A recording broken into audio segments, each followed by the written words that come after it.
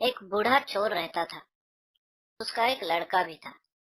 चोर जब ज्यादा बूढ़ा हो गया तो अपने बेटे को चोरी की विद्या सिखाने लगा। कुछ ही दिनों में वो लड़का चोरी की विद्या में प्रवीण हो गया। दोनों बाप बेटे आराम से जीवन व्यतीत करने लगे। एक दिन चोर ने अपने बेटे से कहा, देखो बेटा, साधु संतों की बात कभी नहीं सुननी चाहिए।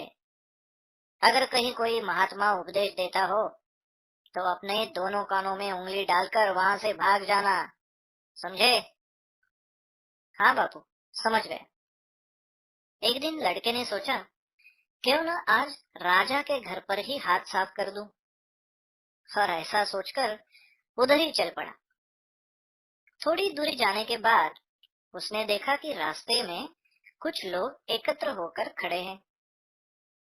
उसने एक आते हुए व्यक्ति से पूछा, वहां उस स्थान पर इतने लोग एकत्र क्यों खड़े हैं?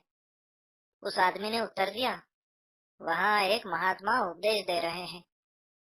यह सुनकर उसका माथा ठनका। इसका उपदेश नहीं सुनूंगा।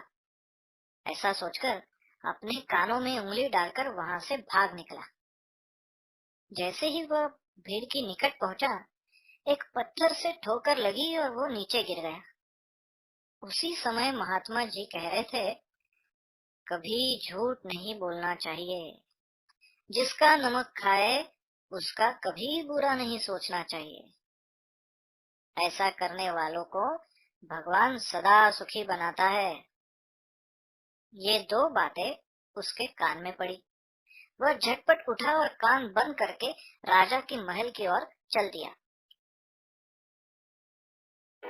वहां पहुंचकर जैसे ही अंदर जाने लगा, उसे वहां बैठे पहरेदार ने टोका, अरे कहाँ जाते हो? कौन हो तुम? उसे महात्मा का उपदेश याद आ गया, झूठ नहीं बोलना चाहिए। चोर ने सोचा, चलो आज सच ही बोलकर देखते हैं। उसने उत्तर दिया, भाई मैं चोर हूँ, चोरी करने जा रहा हूँ। अच्छा, जाओ। पहरेदार ने सोचा, राजमहल का नौकर होगा, मजाक कर रहा है। चोर सच बोलकर राजमहल में प्रवेश कर गया। एक कमरे में घुसा। वहां ढेर सारा पैसा तथा जेवर देख उसका मन खुशी से भर गया। एक थैले में सब धन भर लिया और दूसरे कमरे में घुसा। वहां रसोई घर था। अनेक प्रकार के भोजन व्यंजन वहां रखे थे। वह खाने बैठ गया।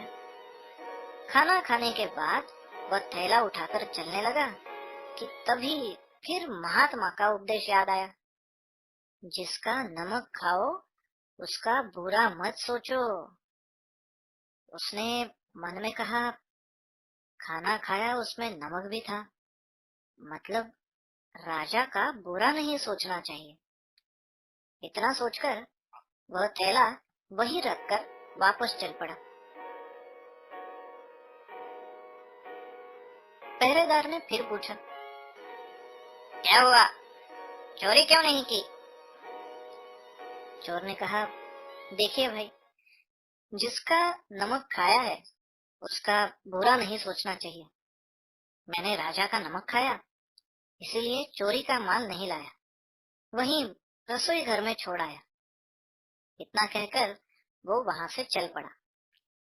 इधर रसोई घर में शोर मच गया, अरे पकड़ो पकड़ो, चोर भागा जा रहा है, पकड़ो।